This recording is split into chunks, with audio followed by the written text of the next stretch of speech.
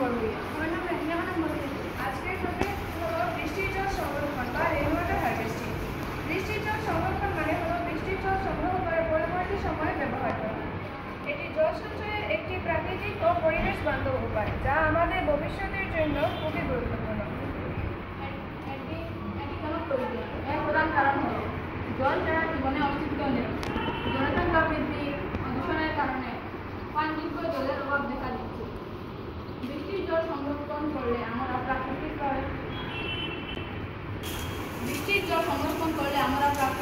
এবং সঠিকভাবে ব্যবহার করতে পারি। এটি কীভাবে কাজ করে? ছাদ বা খোলা জায়গায় পড়া বৃষ্টির জল আমরা একটি পাত্রে সংরক্ষণ করব। ফিল্টারের মাধ্যমে এর আবর্জনা বৃষ্টির জল আমরা এটার মাধ্যমে আমরা সংরক্ষণ করব।